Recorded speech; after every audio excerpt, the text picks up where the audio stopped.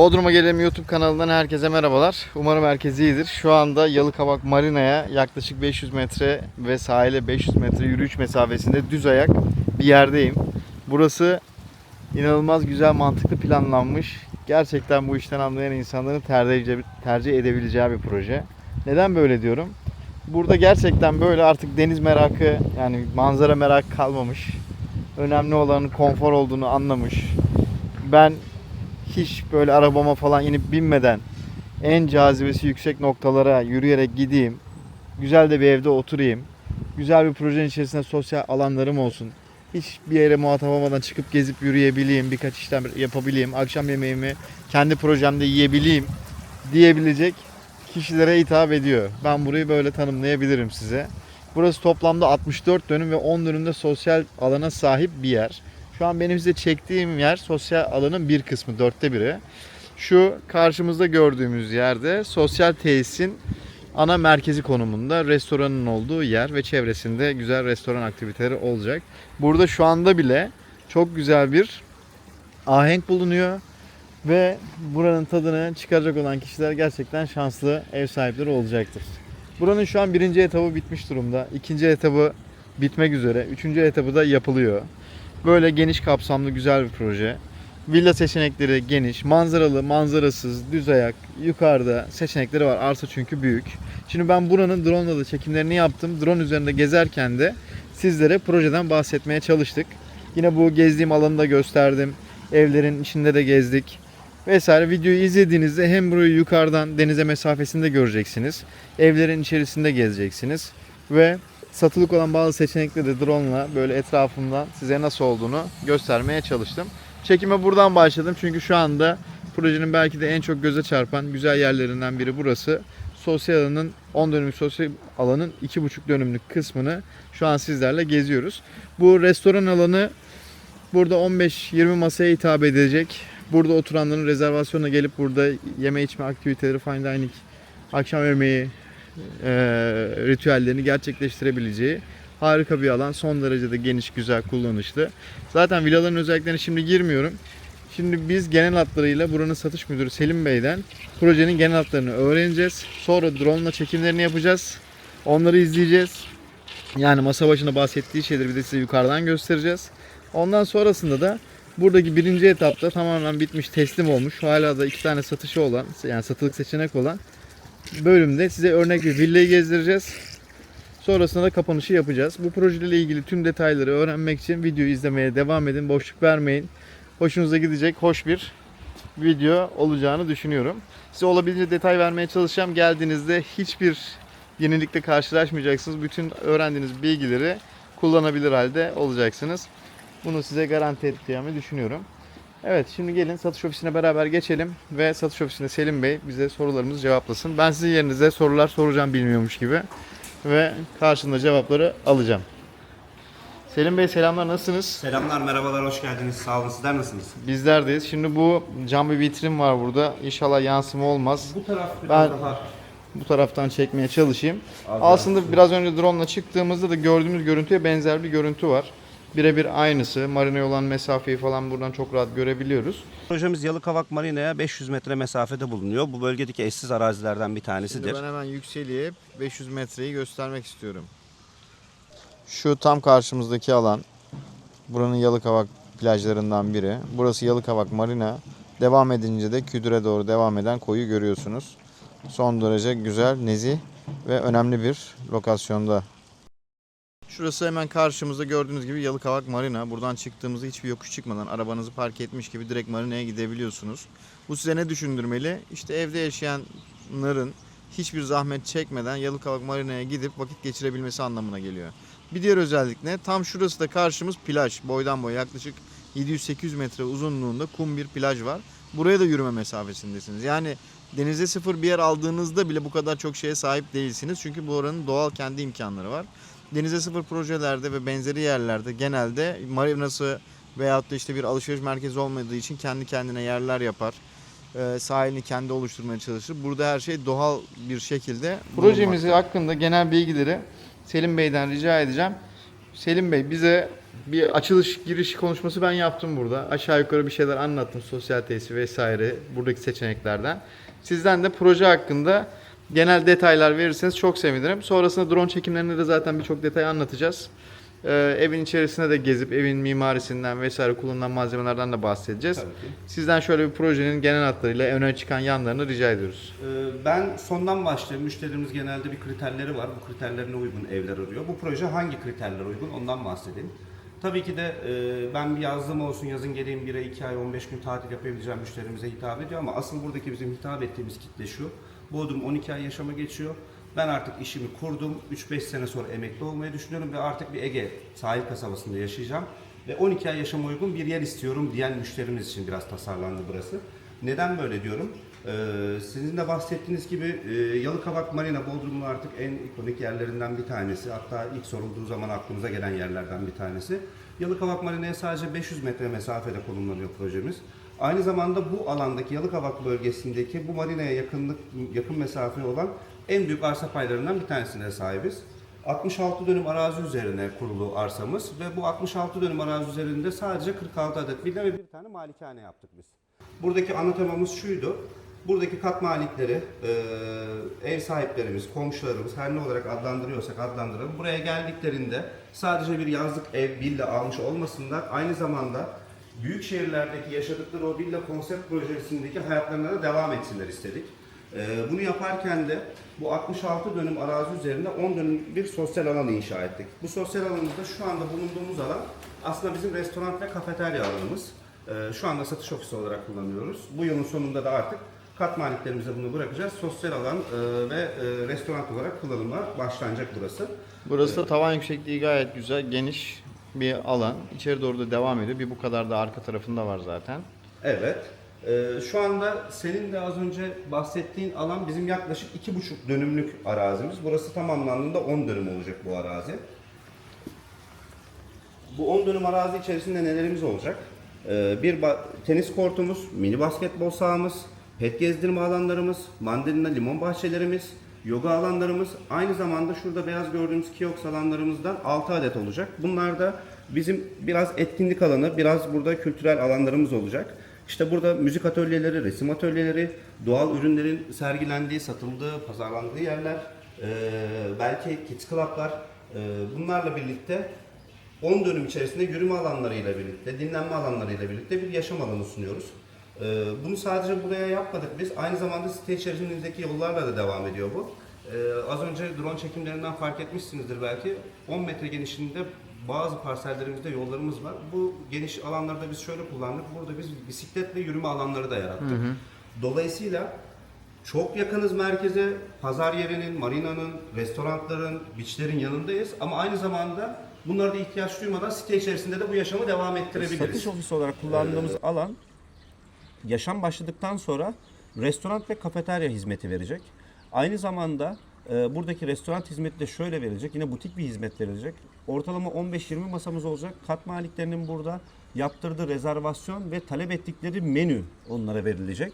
Bununla birlikte sosyal alan içerisinde basketbol sahası, tenis sahası, pet gezdirme alanları, yoga alanları, kiosklar, yürüme alanları, mandalina ve limon bahçeleriyle birlikte toplam 10 dönümlük bir alan sunuyoruz.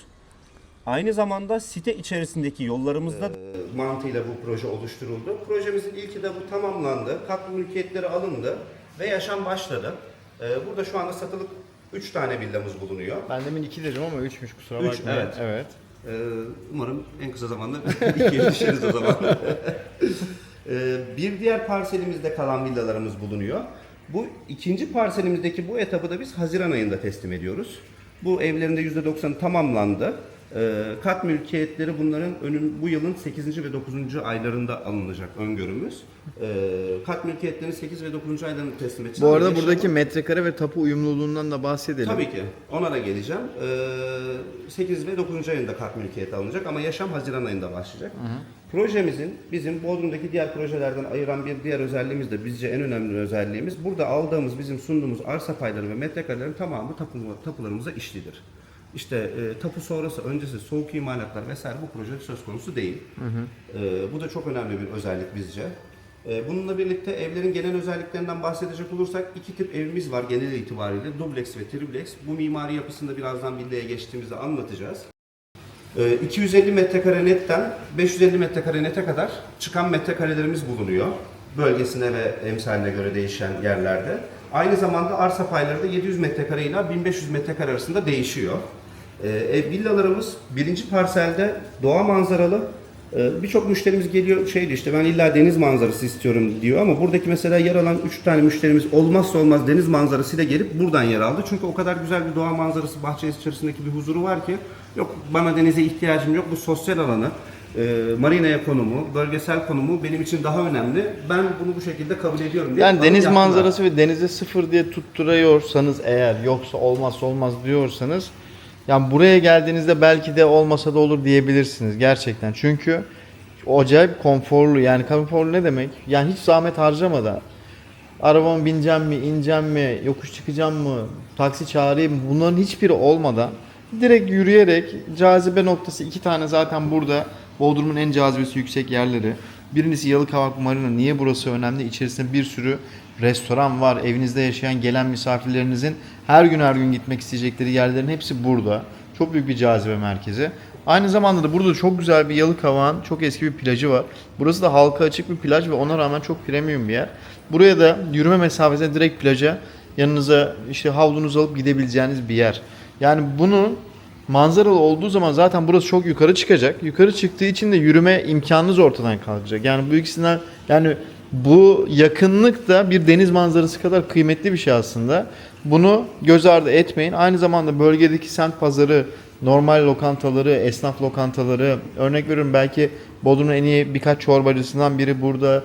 Ne bileyim kebapçıları Aynı burada, zamanda bu bölgedeki balık restoranları burada. Traditional restoranlarımıza da yürüme Buranın en meşhur mesafesindeyiz. Bodrum'un balık restoran, bütün ünlülerin geldiği, ses sanatçıların falan vakit geçirdiği, Günay, geldiği. Mehmetov, Fiko, Hepsi işte buraya yürüme reklam mesafesinde. oluyor Tabii yani burasını anlamak lazım. Burayı gerçekten anlayabilirsiniz. Burası sizin gözünüzde bir anda acayip değerli bir yer haline gelebilir. Yani ön yargılı olmayın. Deniz manzarası ve bir takım başka şeyler gözünüzde ön plandaysa buraya bir gelin bakın derim ben. Bu arada deniz manzaramız yok değil. Bu ikinci parselde şuradan itibaren kesintisiz deniz manzaramız da başlıyor. Gördüğü alan aynı zamanda marina ile birlikte Küdür Yarımadası'nın deniz kısmını da burada çok güzel deniz manzaramız da bulunuyor. Evet, harika. Buradaki parsellerimizdeki evlerde. Peki buranın genel altyapı ile ilgili bilgilerini de verelim bence. Tamam. Sonrasında şeye geçelim, evin tanıtımına geçelim.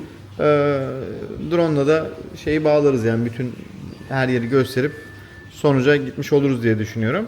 Şimdi burada altyapı olarak kanalizasyon sistemine bağlı mıyız? Şimdi ben bunu niye soruyorum? Bodrum'da çoğu sitede bu özellik yok. Dolayısıyla bir konseptik kullanarak kanalizasyonu tahliye etmeniz gerekiyor. Hem bunun maliyetleri var hem de projede belki birkaç villanın, birkaç evin bu olaydan rahatsız olmasına sebep olabiliyor. Evet.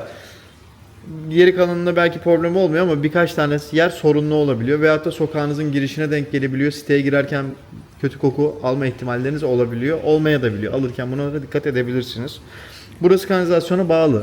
Burası zaten bahsettiğim gibi şehrin tam merkezinde olduğu için o tarz problemlerimiz yok. Kanalizasyonu zaten direkt ana merkezi üniteye bağlıyız. Su olarak şebekeye bağlıyız. Su olarak şebekeye bağlıyız. Aynı zamanda kendi geri dönüşüm sularımız var burada. Bizim yağmur dönüşümü gibi ve diğer burada yeraltı sularını kullandığımız üniteler gibi 400 tonluk da bir su depomuz var bizim burada. Tüm Çok siteyi güzel. besleyen. Aynı zamanda bir jeneratörümüz var burada. Yine tüm siteyi besleyen bir jeneratörümüz var. Bununla birlikte az önce atladığımız, aslında ben size de bahsettim ama unuttuğumuz, buradaki marinanın yaklaşık 400 metre ilerisinde bizim projemize ait bir de otelimiz var. Denize sıfır bir otel. Şimdi biz kendimizi anlatırken denize sıfır olarak anlatıyoruz ama insanlar ne alakası var denize sıfır diyor. Denize sıfırız fakat aynı parsel içerisinde değiliz. Şöyle buradan bizim projemizde yaşam başladıktan sonra ikinci etapın şu kısmında da shuttle hizmetimiz olacak. Birkaç tane aracımız da marinanın ilerisindeki otelimizde shuttle hizmetiyle birlikte oradaki deniz aksesini de kullanabilecek buradaki kat malikleri. Ve çok güzel bir denizimiz, çok güzel bir iskelemiz de bulunuyor orada. Yaklaşık buraya da shuttle hizmetiyle birlikte 3,5-4 dakika mesafede uzaklıkta olacak. Aynı buradaki diğer denize sıfır projelerde. Ya burası öyle bir yerde ki nasıl? inan bana, ben otele gitmeye uğraşmam yani. Şurada gayet güzel bir deniz var. Oraya gider kullanırım, marinayı da yürürüm. Aynı mesafede, buradan yürüyeceğiniz mesafede shuttle hizmetiyle diğer otelimize de Yani gidebilirsiniz. denizde sıfır bir oteli de var. Orada imkanlardan gayet indirimli şekilde faydalanabilirsiniz. Premium bir hizmet almak isterseniz gidebileceğiniz, para ödemeden kullanabileceğiniz, olan imkanlardan da indirimli faydalanabileceğiniz bir yerinde olması çok büyük avantaj tabii ki. Bir de bu projenin Altyapıdan devam edelim. altyapıdan belirttiğim gibi Kanalizasyon kanalizasyonumuz konudunuz, şebekeye bağlı, suyunuz ana şebekeye şebekeden bağlı. suları alıyoruz.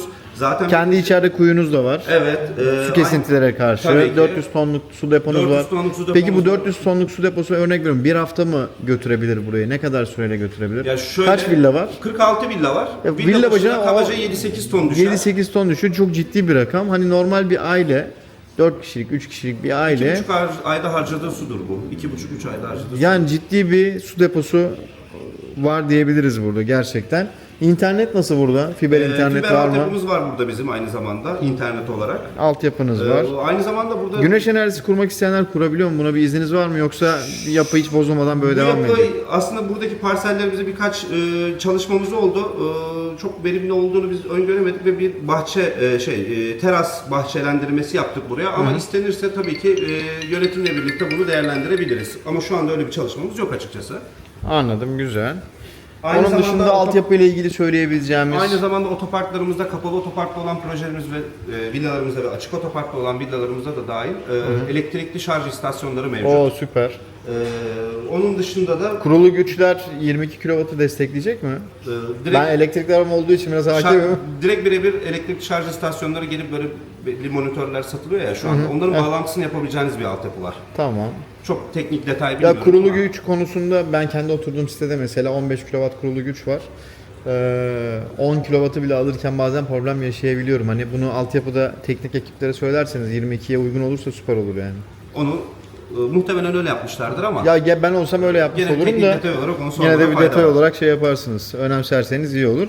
Bunun etrafında şurada ben bir halı saha gibi bir şey görüyorum. Burası nasıl kullanılıyor, ne yapılıyor? Burası şöyle, Yalıkavak Belediyespor'un şurası kapalı sahası ve açık sahası. Burada genelde müsabakalar vesaireler bir şeyler yapılmaz. Antrenman sahası olarak kullanılır. Hafta sonları sadece 1-2 saatinde burada dönemsel müsabakalar olur. Halka açık mı orası? Buradaki yaz okullarında buradaki halk çocuklarını oraya yazdırıyor. Yaz okulu kampları da oluyor. Projeye de çok yakın olması o yönden de avantaj. Evet, çok meraklı olanlar olabilir. Buradan yeni cevherler de keşfedilebilir yani. Bu arada sosyal sorumluluk projesi kapsamında biz aynı zamanda bu Yalıkavak Spor Kulübü'nün de yönetimin ve ana büyük sponsorlarından biriyiz. Vay, Bu konuda da maşallah. destekliyoruz. İyi, çok güzel. Çok güzel. Proje hakkında genel hatlarını bence anlattık. Villa tiplerinden bahsedebiliriz burada belki. Şimdi biz bir villayı göreceğiz ama ne çeşit villalar, kaç oda, kaç salon, genel hatlarıyla 4 artı- farklılıkları söyleyelim. Dışarıdan göründüğünde tip olarak iki tip villamız var. Dubleks ve triplex olarak gözüküyor ama biz dışarıdan baktığımız zaman bunları tek kat ve dubleks olarak görüyoruz. Ama mimari yapısı dubleks ve triplex olarak geçiyor. Oda sayıları 4 artı 1'den 6 artı 1'e kadar değişiyor. Aynı zamanda bizim bahçe suitlerimiz var. Bazı villalarımızda ekstra olarak da bahçe suitleri konumlandırdık. Villaların tavan yüksekliği 3.60 ile 3.80 arasında değişiyor. Belirttiğim gibi kapalı alanlarda 250 ile 400 metre arasında değişkenlik gösteriyor. Gayet güzel. Bu 5 dönüm arsaya sahip bir Malikane var. burada. Burası hakkında detay ve sadece çünkü bunun emsali yok aslında. Bu da sahibini Hem bekliyor. konum olarak hem şey olarak emsali yok. Hani burada kupon bütün Yalıkavak'ta ne alabilirim diye düşünenler olabilir. Bazen beni öyle müşteriler arıyor, ne kadarmış burası, hani biz burayla ilgilenebiliriz diye. Burası belki herkesin alabileceği bir yer değil ama hani Yalıkavak'ta gerçekten yüzük taşını ben almak istiyorum diyene de imkan sunan bir yer. Evet. 5 dönüm arsa içerisinde kaç metrekare kapalı alanı var buranın? Burası 680 metrekare net kapalı kullanım, 1000 metrekarede brüt kapalı kullanım alanına sahip. Teraslarıyla falan 1000 metrekare. 5 dönümde arsası var buranın. 5500 metrekare. 5500 arsa metrekare. bulunuyor. Çok güzel. Şimdi bu malikanenin özelliği ne? Bodrum'da malikane arayan kitle bunu bilir. Malikaneler genelde burada dağda, tepededir. Gittiğiniz yol orman yolu olur, tek şeritlidir, arabanız doğru düzgün gitmez ama burada az önce bahsettiğimiz konumda hemen bu konumun içerisinde aynı malikane konsepti, izole, 5500 metrekare arsa payı, aynı zamanda bu sosyal alanın ve bu sitenin imkanlarından yararlanabileceğiniz gibi ayrı girişi olan, tam müstakil bir şekilde yaşam sürebileceğiniz bir malikane. Burası da şöyle çalıştık biz buraya. Projemiz bizim %80 tamamlandı. Fakat malikanemizin sadece kabası yapıldı. Bunun da sebebi şu, bunu alacak müşterimiz bizim özel müşterimiz. Biz Evet. Tabii ki de renderlarını çalıştık, nerede ne olacağını çalıştık. Ama biraz burada custom çalışmak istedik biz. Biz bu müşterimiz geldiğinde renderları, planları gösterirken aynı zamanda müşterimizin taleplerine uygun da geliştirmeler yapıp o şekilde sunacağımız için daha malikanenin kafası dışında herhangi bir şey yapmadık biz buraya. Şu büyük malikan dedin, şu üst kot değil mi? Biraz Şurası. daha ilerleyelim. Evet, malikanemiz tam orada.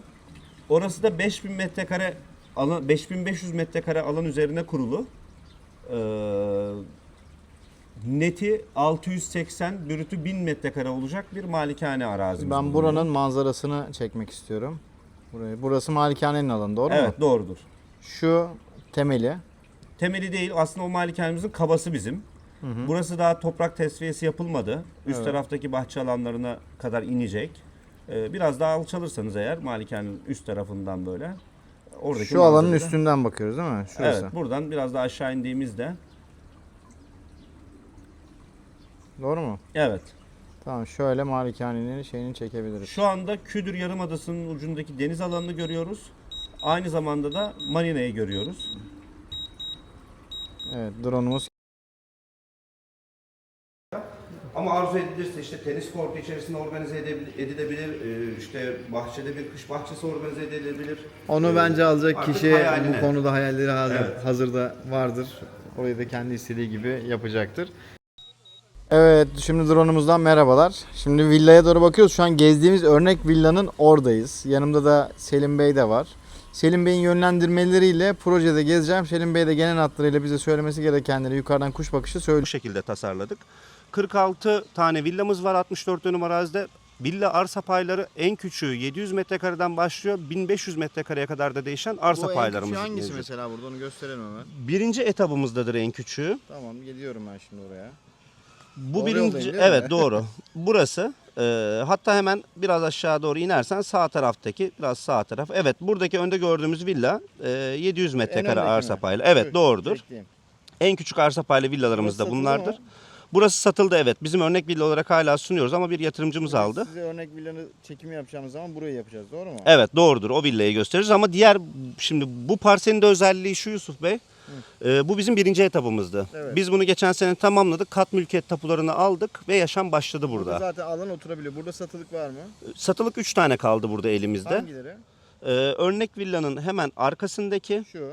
Evet. Evet. Burada siz biraz ok çıkartırsınız videodan. Onun hemen yanındaki, Sağ tarafına doğru. sol tarafına doğru.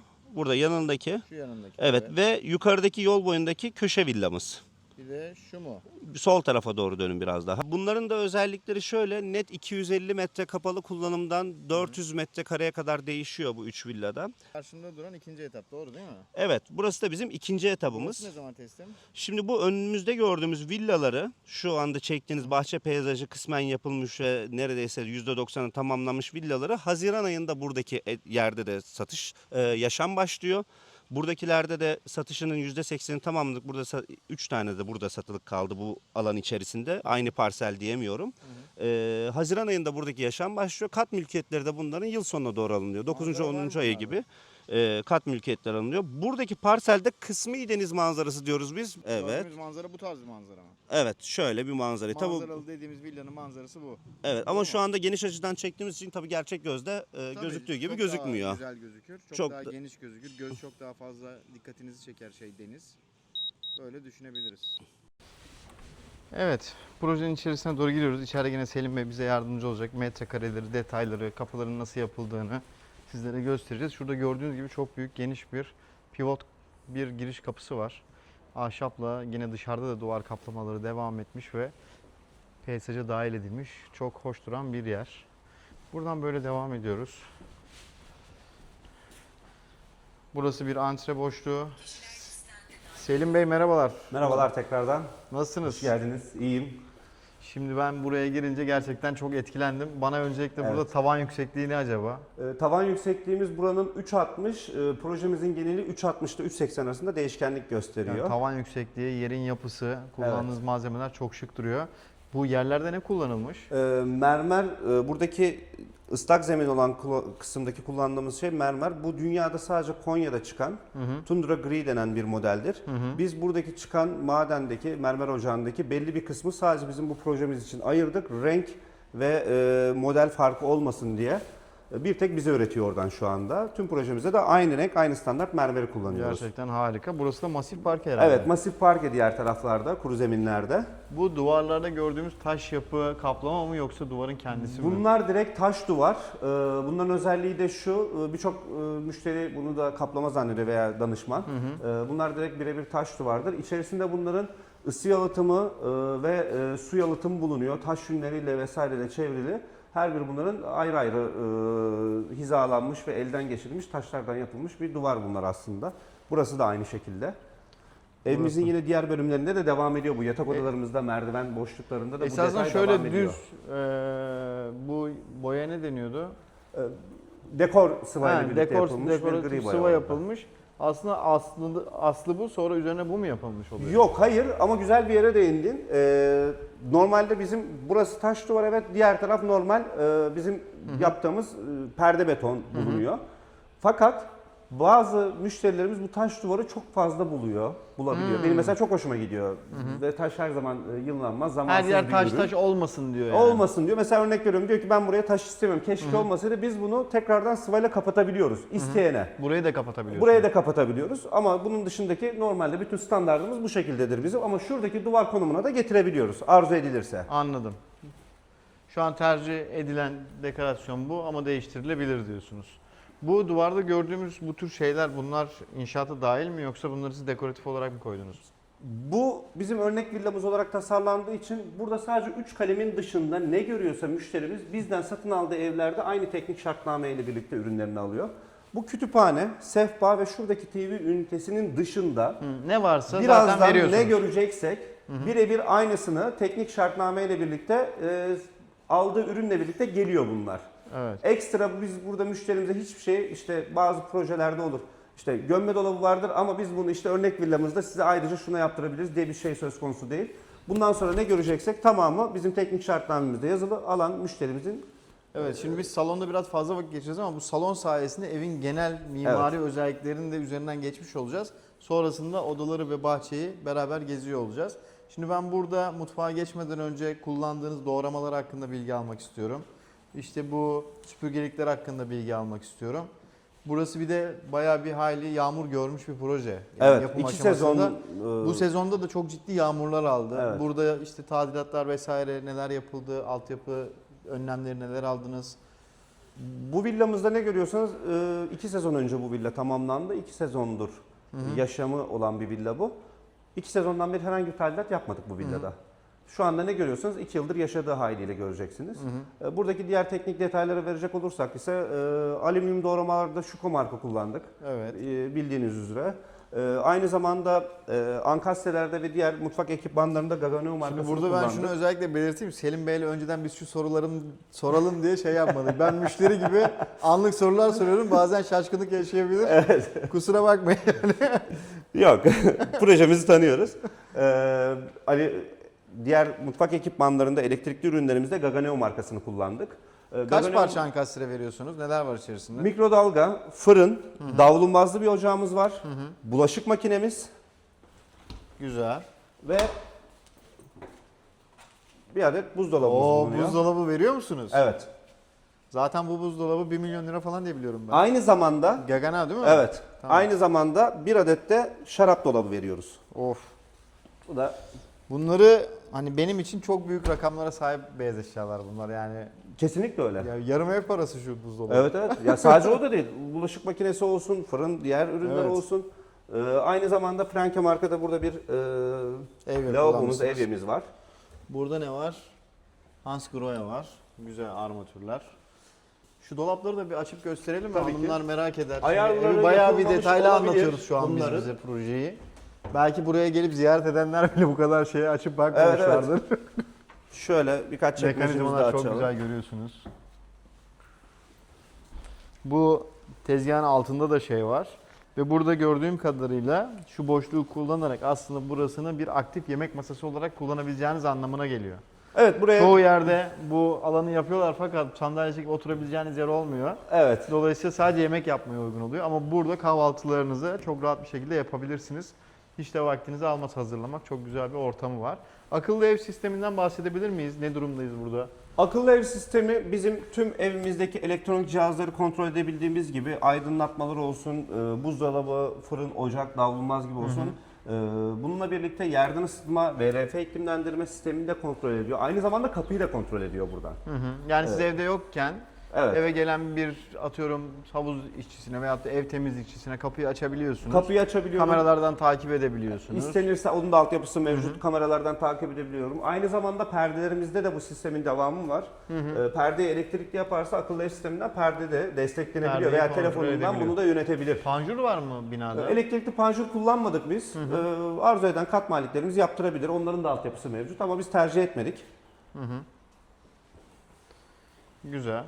Bu salonda bahsetmemiz gereken başka bir şey var mı? Yani bu salonun metrekaresi 68 metrekare. Salon büyüklüklerimiz 68 ile 85 metrekare arası değişiyor villaların. Bu şu an gezeceğimiz villa kaç artı kaç? 4+1 ama biz aslında 4+1 diyoruz fakat bizim villalarımız 4+4 diyebiliriz. Aşağı indiğimizde o sürprizlerle birlikte göstereceğiz onları. Normalde işte bizim buranın neti 300 metrekare ama insanlar 4+1'de 300 metrekare çok değil mi? Yani şey mi yapıyorsunuz hani abartıyor musunuz diyor. Aşağı indiğimizde onu ne demek istediğimizi orada biraz daha anlatmış Peki olacağım. aşağı inmeden önce bahçeyi mi gösterip aşağı Tabii ki insek? bahçeye geçelim. Bu arada kullandığımız alüminyum doğramalarda bunlar sinekliktir. Tamamen buraya kadar açılabiliyor. Şimdi bir önceki maket üzerindeki sunumumda onu bahsettim. İnsanlar illa bir deniz manzarası istiyor. Fakat şimdi bu villaya geliyoruz böyle ya da diğer villalarımıza geldiğimiz zaman bu villanın deniz manzarası yok. Yukarıdakilerin var. Ama buraya girdiklerinde artık ya deniz manzarası da olmasa da olur deniyor. Evet. Ve bu da bizi mutlu ediyor. Aslında bu konsepte çok da ihtiyaç da duyulmuyor. Biraz böyle bir Bali esintisi var burada. Ve çok izole. Hiçbir komşunuz sizin yaşam alanınızı görmüyor. Aynı zamanda burada teknik bir detaydan da bahsedeceğim. Teknik değil bizim sosyal sorumluluk projesi gibi oldu biraz da. Bu görmüş olduğunuz zeytin ağaçları bununla birlikte karşıda var ve tüm projeye yayılmış. Biz bu araziyi aldığımızda burada zeytin ağaçları vardı. İmarlı bir araziydi burası ama tabii geçmişten gelen 400-500 yıllık zeytin ağaçları vardı. Biz bu projeyi geliştirirken bu zeytin ağaçlarının tamamını numaralandırdık. Yerlerini tespit ettirdik. Birçoğunu yerinden oynatmadık. Olduğu yerde muhafaza ettik. Yerinden oynattıklarımızı diktik ve aynı noktaya da bahçenin, evin bahçesine tekrardan ektik o zeytin ağaçlarını diktik. Ve buradaki tamamını da muhafaza ettik burada. Gördüğünüz gibi şuradaki keza diğer ağaç da aynı şekilde. Burada şunu sormak istiyorum. Bütün teslim edilecek evler buradaki bütün donanıma sahip olacak mı? Evet. Yani bu şekilde bir peyzaj, böyle bir taş dizilimi, işte duşu vesairesi her şeyle bu şekilde teslim edeceksiniz. Doğru mu? Şunu yapabiliriz. Süre olur mu bilmiyorum ama buradan sonra bu örnek villa olarak gösteriyoruz ama burada satılıkta olan bir villamız var. Ona bir bakabiliriz. Orası hazır her şeyle yapıldı. Teslim edilecek konumda. Neyi eksik, neyi fazla yapmışız onu bir test edebiliriz hemen orada. O da sürpriz kalsın ya. Müşterimiz geldiğinde orayı gösterir. Ve Tabii biz özel bir çekim peyzajıyla isterseniz birlikte siz de yapıp gelmeden veriyoruz. çekim yapıp size o villayı da gösterebiliriz tabii ki. Bu Ama öngörü peyzajıyla olarak aynı zamanda teslim ediyoruz biz bunu. Tabii buranın peyzajı biraz oturdu. 1,5-2 yıllık bir peyzaj var. Diğer villalarımızdakiler 1 yıllık peyzaj. Ama bu şekilde alıyor satın alan. gayet güzel. Bu arada yerdeki ağaçlar orijinal tik ağacıdır. İşte diğer bazı yerlerde olduğu gibi işte Rus çamı deniyor. Uzun Bu kedi kimin ya bu kadar tatlı? bu bizim satış ofisinin kedisiydi. Buradaki Of. kat maliklerimizin biri sahiplendi bunu. Çok güzelmiş. ya. Elsa ismi. Çok güzel. Ben şundan da bahsetmek istiyorum. Şimdi bizim projelerimizde biz yani köklü bir firmayız. İlk önce Trabzon'da başladık. 2019 yılında Bodrum'a geldik. Şimdi bizim bir ekibimiz var. Trabzon'da da devam ettirdiğimiz ve burada da devam ettireceğimiz satış sonrası destek ekibi dediğimiz. Bu ne yapıyor? Bildiğiniz üzere bir proje hayata geçtikten sonra 4-5 yıl müteahhitin yönetiminde kalır bu. Biz de aynı yönetim ekibini alıyoruz ama bizim bu satış sonrası destek ekibimiz dediğimiz projeyle alakalı ne ihtiyaç duyulur, ne geliştirilmesi gerekiyorsa kendi ekip içerimizdeki uzman ekipler sayesinde bu yönetiliyor, denetleniyor ve daha sonra site yönetimi istenirse kat maliklerine devredilebiliyor. Ama birçoğu istemiyor. Siz bunu lütfen devam ettirin deniyor Trabzon'da olduğu gibi. Bence de devam ettirilmeli ya. Bu şeyden yanayım yani. Profesyonel düzgün bir şekilde yapan hiçbir zaman şey gibi olmaz. Yani ve biz burada kar amacı gütmüyoruz. O yüzden zaten Ya aidatlarımız buradaki şeyi de düşük biraz oluyor. anlamak lazım. Kar amacı gütmemelerinin sebebi ne? Çünkü bu proje sağlıklı bir şekilde yönetildiği zaman burası değerli olur. Değerli olunca bir sonraki projelerine de burası bir örnek teşkil ediyor. Bir vasıf teşkil ediyor. Evet. Buradakiler alanlar memnunsa bir sonraki projeden yer alma ihtimalleri oluyor. Bu sadece iyi niyet değil aslında kazan kazan sisteminin bir parçası. Size burada iyi bir hizmet sundukları için işleri de iyi gidiyor. Bu da güzel bir devir daim sağlıyor. Şimdi ben burayı gezenlere bazı ön yargılar olacak olanlar olabilir. Diğer villalarda bunun farklılıkları varsa anlatmak isterim. Örnek veriyorum, ben kendi eleştirimi de söyleyeyim. Belki herkes de şey yapar. Ev inanılmaz güzel. Kalite birinci sınıf. Hissiyat çok güzel. Girdiğin zaman bu karşılama alanı falan harika. Ama şimdi burada 2 tane yatak odası var mesela. Evet. Bu 2 tane yatak odasından çıkan, örnek veriyorum benim kız kardeşim vesaire.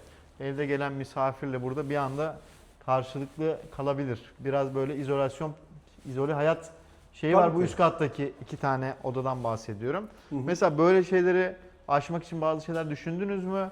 Yoksa diğer evlerde bunun olmadığı seçenekler de var mı? Şimdi alt kata girdiğimizde orada da bir iki odamız var. Oradaki odaları da bahsedince buna biraz cevap vermiş olurum ama burada da daha önceden yaptığımız bir operasyonel bir süreç vardı. Burada mesela bir tane kat mahallemiz buraya ayrıyetten bir kapı daha istedi. Buradaki kapıyla tüm buradaki alanı aslında ikiye bölmüş oldu. Fakat buradaki diğer iki oda da şöyle iki oda. Burası ortak kullanım tuvaleti.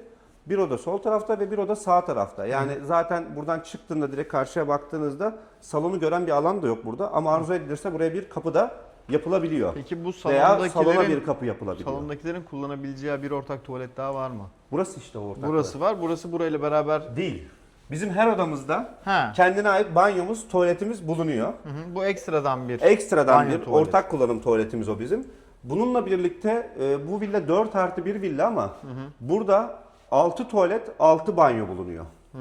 Aşağıda da var tekrardan ortak kullanım tuvaleti. 6 tuvalet, 6 banyo. Evet. Şu kapıyı da kapatalım. Tabii ki. Sizden zahmet olmazsa. Burada gördüğümüz bir gömme dolap var. Bu evle beraber verilen bir şey Evet. mi? Harika. Demirbaşımız. Burada ayakkabılığımız. Aynı zamanda vestiyer alanımız bulunuyor. Işıklı aydınlatmalıdır bunların tamamı. Çok güzel, detaylı. Şimdi evin mimarisi hakkında da birkaç bir şey söylemek isterim. Bu ev son dönemde biliyorsunuz tek katlı evler popüler olmaya başladı. İnsanlar birçok katla uğraşmak istemiyor. Ama temizliği olsun, ama evdeki yaşça büyük aile ferdinden dolayı olsun. Şimdi bu evin güzelliği şu. Salon, mutfak ve 2 tane yatak odası, ayrı banyosu, tuvaleti içerisinde olan bir de ortak kullanım tuvaletle bu alan aslında size küçük bir çekirdek aileye gayet yeterli bir alan. Sadece üst kattan bahsediyorum. Üst kattan evet. İstenirse alt kat kullanılabilir. Dolayısıyla bunu tek katlı bir ev olarak da değerlendirebilirler. Ha, aşağıya zaten hiç Evet. girmene gerek yok çekirdek bir aile olarak. Evet. Yani kullanmak zorunda değilsin. Aşağıya sadece misafirlerine ayırabilirsin. Orada ama ayrıca bizim spa alanımız var. Onu arzu edildiği zaman kullanabilirsin. Ama onun dışında hiç oraya ihtiyaç duymadan buradaki alan gayet yeterli bir şekilde yaşam alanı sunuyor. Evin şeyi, tasarımları falan, şu ufak detaylar acayip güzel. Benim çok hoşuma gitti. Sürgülü kapı kullanmışlar herhalde Evet. burada. Değil mi? Çok iyi. Devam edelim. Aydınlatma anahtarları da Panasonic marka. Gömme dolaplar içerisinde. Evet, yine burası tamamı aydınlatmalı gardırop alanı. Bu Burası gömme giyinme dolapları alanı. falan küçümsemeyin. Bakın bunlar neredeyse 1-2 daire fiyatına mal oluyor. Evet. Ve bu kalitede inanılmaz bir maliyet. Hani bir evlerin fiyatlarını kıyaslarken de bunun olup olmamasını, bu kalitede olup olmamasını önemseyin. İnşaat maliyetleri değil, Bodrum'da önemli olan lokasyonun fiyatıdır. Yani Kesinlikle. çoğu dünyanın birçok yerinden insanlar geliyor, burada inşaat maliyetlerinden falan konuşuruz. Genelde arsayla evin maliyeti yarı yarıya oluyor. Burada 1/10 falan, yani arsanın 1/10 rakamına evi yapıyorsun. Evet. Buradaki arsalar kıymetli olduğu için eve göre değil, önce lokasyonu önemseyin. Ondan sonra evin büyüklüğünü, yapısını değerlendirin. Çünkü önemli olan arsa metrekaresi. Evet. Bununla birlikte bunun maliyetinin dışında bu tarz villalar alan birçok tabii alacak kişinin bunların maliyetini karşılamaya güçleri var. Fakat şöyle bir operasyonel sıkıntı da oluyor. Evini alıyor. İlla bir mimar sokması gerekiyor. Buradaki operasyonel süreç uzun sürüyor. Tabii. Tahmin edilen tarihte verilmiyor. Buradaki en büyük güzellik şu. Bu evi satın aldığınızda, bizim birinci etaptaki bir evimizi aldığımızda hareketli mobilyalarınıza sadece yataklarını getirip bir ay içerisinde taşınıp burada yaşama başlayabilirsiniz. Evet, burada devam ediyorum şöyle. Burada bir detay daha vermek istiyorum. Bu Evet. villamızın metrekaresi küçük olduğu için burada kullanmadık. Fakat ikinci etaptaki tüm villalarımızda, aynı zamanda bu etaptaki bir diğer villalarımızda bu alanda bizim bir de küvetimiz var. Ana master yatak odasında bir küvet var. Duş alanı sizin olduğunuz alana taşınıyor ve sol tarafına da tuvalet taşınıyor. Bu evimizde yok. Onun olduğu evlerden de bir örnek gösterebilirim daha sonra. Tamamdır. Devam ediyoruz. Yine Burada dolaplarımız devam ediyor.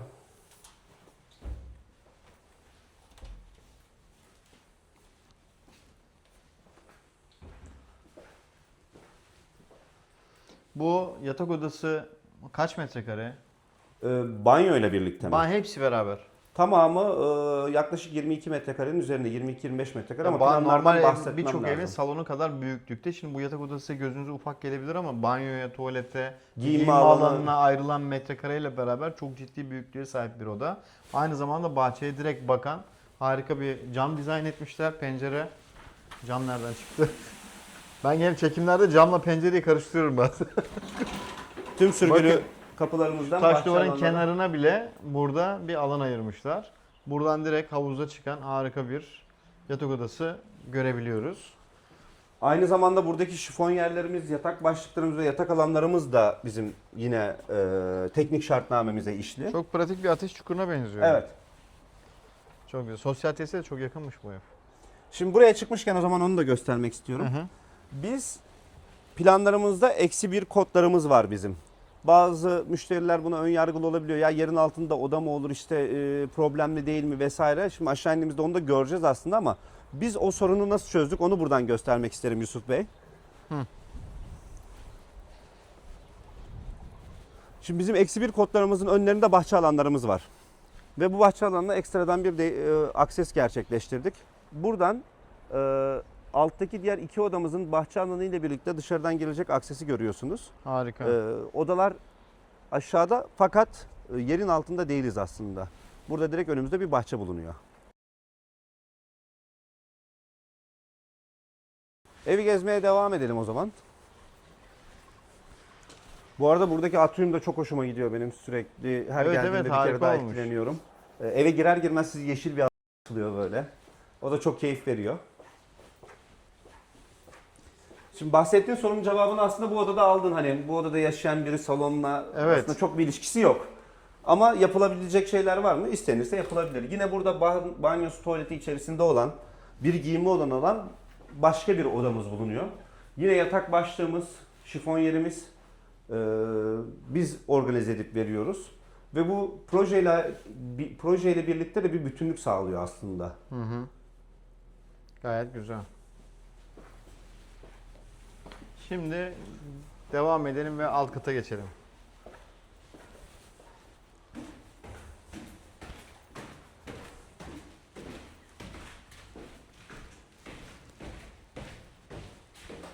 Şimdi aşağı indiğimizde yukarısının 2 oda yukarıda gördük, 2 oda da aşağıda göreceğiz. Yukarısının birebir simetrik 2 tane oda bulunuyor burada da. Bunlar da yine aynı zamanda bahçeye açılıyor. Buraya geldiğimizde yine içerisinde banyosu, tuvaleti olan, yine giyinme alanları olan, gardıropları Bu olan. oda daha geniş.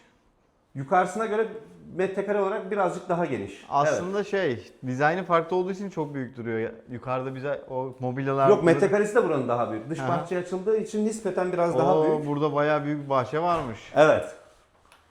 Şimdi bu alana geldiğimizde ise şunu şöyle çekeyim. Aşağıda 2 oda, yukarıda 2 oda var. Doğru Evet. mu? Doğru. Şimdi bu bahçe alanının nesi güzel? Bir dışarıdan aksesimiz var. Şimdi demin yukarıdan gördüğümüz merdiven aslında buraya iniyor. Doğru mu? Evet. O bir arkadaki odaya gidiyor. Birazdan onu da göreceğiz. Evet. Bu da diğer odadayız şu anda da. Bu odanın da güzelliği şu. Önümüzde bir bahçesi olan küçük bir böyle masa sandalye koyabileceğimiz, koltuk takımı koyabileceğimiz, burada kitabımızı okuyup kendimiz de baş başa kalabileceğimiz bir alan sunuyor burası bize. Yazları burası aynı zamanda biraz daha serin olur ve daha sessiz olur. O yüzden ben bu alanı da çok beğeniyorum. Çok güzel planlanmış ve tasarlanmış. Belirttiğim gibi evin ana duvarıyla buradaki istinat duvarı arasındaki mesafe çok olduğu için burası aslında bir iç bahçe yine bir atrium alanı olarak değerlendirilebilir. Çok güzel. Buranın geniş olması burayı gerçekten haline getiriyor. Farklı bir alt kat ambiyansı yaratıyor. Peyzaj da bunu etkilemiş, hoş olmuş. Şuradan bir geçiş koridor yapıp belki buraya da dışarıdan giriş sağlanabilir. Tabii ki buraya da yapan kat maliklerimiz oldu. Oradaki odanın ama genel özelliği işte evin bir genç çocuğu oluyor 20-25 yaşlarında. Tabii yazlık yer, eğlenmeye gidiyor, geliyor. Eve sessiz sedasız girmek için ana girişi kullanmadan veyahut bir misafiriniz oluyor evde ağırladığınız. Ana alandan kullanmasın, ayrı bir giriş olsun diyebileceğiniz oraya kullanabilir. Ya da evin yardımcısının kullanabileceği bir alan oluyor. Tabii. 3 şekilde de değerlendirebilirsiniz burayı.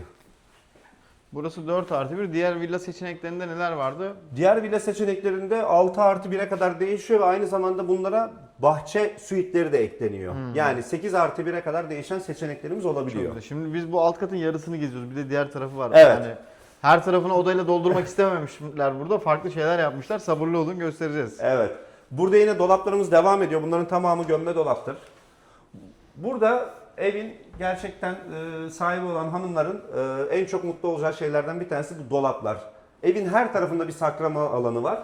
Bu saklama alanlarından dolayı ev sahipleri bunu çok hoşlanıyor. Bu kadınlar bunu çok seviyor. Sağda solda böyle herhangi bir parça vesaire görmüyorlar. Hepsini güzelce istifleyecekleri alan yarattık Kesinlikle. burada. Burada da yine bir bahçe alanımız bulunuyor. Bahsettiğim bu dışarıdan akses direkt bu odaya bağlansa da diğer odayla da biz bunu birleştirebiliyoruz tabii ki. Ben şöyle yine... Burası da yukarıdaki oda gibi hem giyinme alanı var hem kendi banyosu var. Artı gardolapları var. Gayet güzel dizayn edilmiş. Yukarıdan aksesi olan güzel bir oda. Bu alt katta tavan yüksekliklerine. Burada 2.80-2.90 civarı buradaki tavan yüksekliklerimizde değişkenlik gösteriyor. Normalde yukarıdakini saymazsak aslında Bodrum genel projelerindeki tavan yükseklikleri bizim bu katlarımızda olan tavan yükseklikleri kadardır. Evet, burası Burada da bile biz gayet aslında standardı yaptık. tavan yüksek ve kaliteli duruyor yani. Evet. Her tarafta bu duvar giydirmelerine ben hasta oluyorum. Bu yataklar falan var mı? Tabii hepsi var. Belirttiğim gibi bu eve alan kişi sadece yatağını alacak ve hareketli mobilyasını alacak, gelecek taşınacak. Bakın şu yatak başları falan buranın şeyine dahil, tasarımına dahil.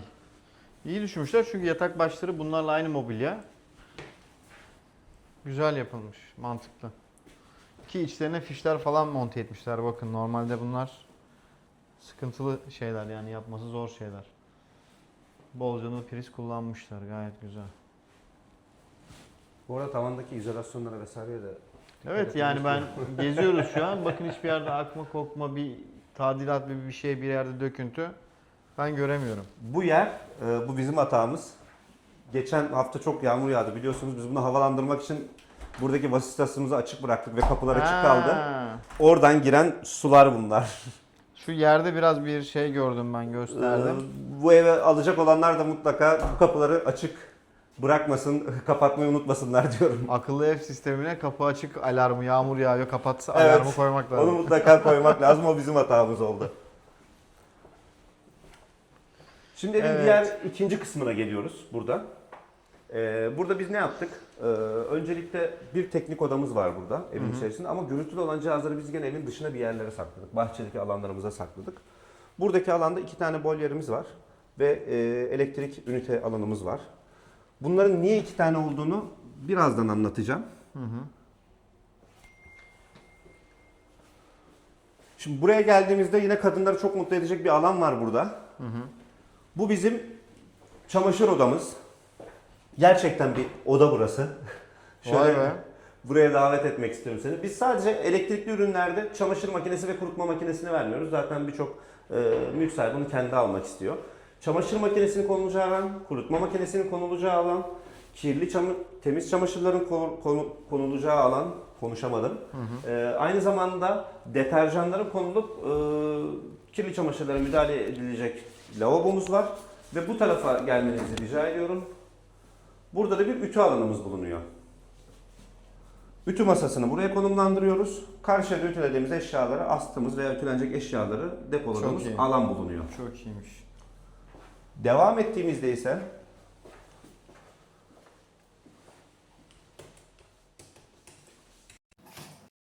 burası bizim artık spa alanımız. Sağ taraftan başlayayım. Sağ tarafımızda bir tane duşumuz var. Spa sonrası duş alıp rahatlayabileceğimiz bir alan var. Burada yine dolaplar bulunuyor. Her tarafta olduğu gibi. Dolap olayını çözmüşsünüz. Evet. Burada bir adet yine ortak kullanım tuvaletimiz bulunuyor. Burada bir adet saunamız bulunuyor. Sauna çok şık. Bunların büyüklükleri de bakın burada Bodrum'da butik otelleri bilirsiniz belki. Butik otel standartlarında bunların büyüklükleri de. Yok şey de güzel. Kalite de güzel yani buraya. Ailece girilebilir yani. Tabii, tabii. 2 çocuk, anne baba ve birlikte kontrol altında. Gayet güzel olur. Şey de güzel. Şunun bütünlüğü de çok tatlı bence. Şey durmuyor. Buraya da Yavan geldiğimizde benim en çok Sürpriz. sevdiğim alan Sürpriz. ve bir hamamımız bulunuyor. Evet. Bu Türk hamamı da butik otellerdeki kadar herhalde. Yine göbek taşımız bulunuyor burada. Bunun ısıtma sistemi falan filan Tabii var ki. mı? Tabii ki. Çok iyi. Çok güzel. Ya seven için mükemmel bir şey bu. Ya belirttiğim gibi biz bu projeyi 12 aylık yaşama uygun tasarladık. Tabii ki bunu yazlıkçılar da kullanabilir, ayrı bir şey ama 12 ay yaşamda Ya ne ihtiyaç aslında var? normal duş almaya göre o kadar pratik güzel bir şey ki bu her zaman hazır olsa. Çok iyi. Bunun şöyle bir özelliği var. Burada işte biraz teknik detaydan bahsetmek istiyorum ben size. Bu boiler'den bahsettim orada. 2 tane var. Neden 2 tane var orada? Şimdi hamamların ortalama ısıtma süreleri 16 ile 20 saat arasında değişir. Bizim burada mimarımız şöyle dedi. Buradaki dedi aile belki dedi 3 günle 5 günle kalacak dedi. 2 günde de hamam ısınsın diye mi beklesin dedi. Biz buna artı bir boilerle birlikte destekledik ve şu anda ısınma saatini 8'e kadar düşürdük. 8 saatte bu hamam normal standart Akıllı bir ev hamam sistemine ısısına bağlı mı peki bu? Geliyor. Evet tabii ki bağlı. Evde bir de şöyle bir revizyona gittik biz. Aslında geliştirme oldu biraz. Şimdi yazın geldiniz evinize. Havalar 35-40 derece sıcaklıkta, evi soğutuyorsunuz. Evet. Hamama girmek istiyorsunuz. Hamamı ısıtabiliyorsunuz.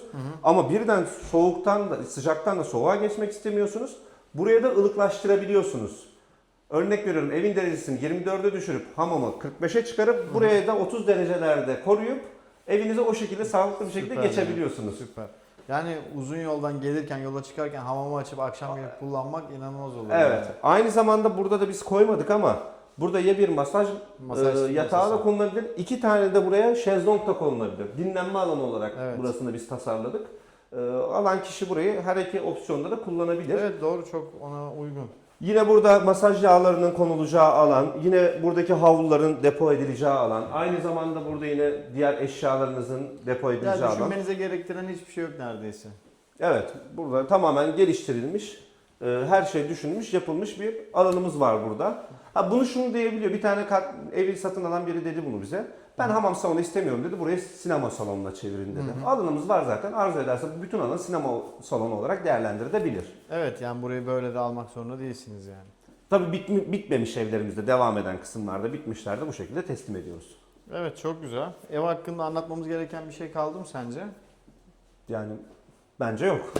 Her şeyi anlattık. Projeden bahsettik genel hatlarıyla.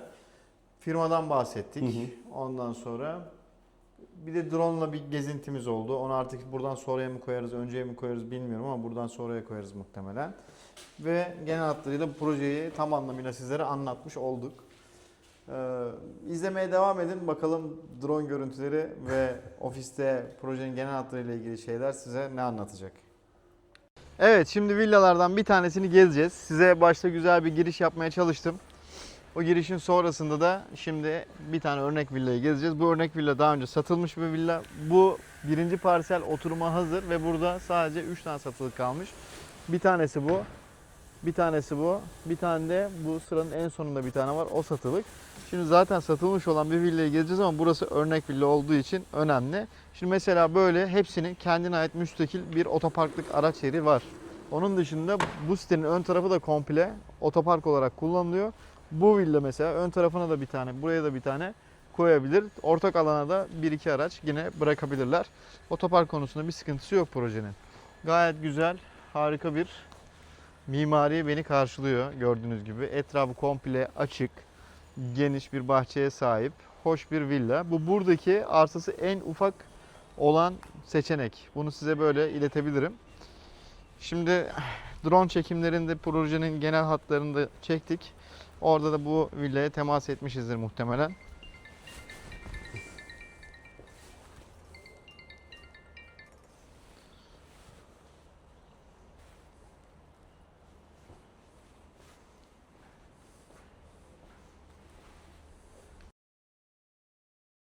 Şimdi burası aslında videonun sonu. Ben şimdi evin için çekimi, drone çekimlerinden sonra buraya koyup projenin genel hatlarını anlatmış olacağım diye çektim. Dolayısıyla size şu anda ben veda ediyorum. Çekimleri boşa eklemiş olacağım. İzlediğiniz için çok teşekkür ederim. Proje hakkındaki tüm bilgileri size verdiğimi düşünüyorum. Detaylı, aklınızda hiçbir şey kaldığını düşünmüyorum. Eksik kalan soruları bana aşağıdaki WhatsApp numarasından 7/24 yazabilirsiniz. Veya mesaj saatleri içerisinde arayabilirsiniz. Sizlerle görüşmekten, temas kurmaktan mutluluk duyarım. Şimdi burası Bodrum'un belki en gözde projelerinden biri. En çok imkana sahip olan en huzurlu projelerinden biri. Ama belki buraya bütçeniz yetmeyebilir. Veya farklı konseptli bir yer arıyor olabilirsiniz. Benim kanalımda 300'ün üzerinde çekilmiş video var. Hepsinde de projeleri tam anlamıyla böyle detaylı anlatmaya çalıştım. Ve bana eğer siz aradığınız özellikleri, bütçenizi özellikle doğru bir şekilde söylerseniz. Çünkü örnek veriyorum, 20 milyon bir bütçeniz olduğunu söyleyip 35-40 milyonluk yerler bakacaksınız. Ben de size onları sunmak isterim. Fakat buraya geldiğinizde, araştırma yaptığınızda bu 25-30 milyonluk bütçelerinizi 40 milyonlara çıkardığınızda işler çok değişiyor. Hani doğru bütçenizi söylerseniz size doğru seçenekleri, en fiyat performans olanları sunacağıma söz veriyorum. Onun dışında nasıl bir bölgede yaşamak istiyorsunuz? 4 mevsim yaşayacaksınız. Sadece yazları mı gezeceksiniz? Gelecek planlarınız neler? Nasıl ödemek istiyorsunuz? Ödemenizin ne kadarı peşin, ne kadarı vadeli olacak? Yani bu detayları ne kadar bize detaylı verirseniz nokta atışı size beğendiğiniz yerleri öyle sunabiliriz. Hatta beğendiğiniz seçenekler varsa bunların ilanlarını atabilirsiniz. PDF dosyalarını atabilirsiniz. Resimler gönderebilirsiniz. Böyle bir ev istiyorum diye. Onun en azından olup olmayacağını, burada hangi bütçelerde buna sahip olabileceğinizi sizlere açık net bir şekilde söyleyeceğimden emin olabilirsiniz.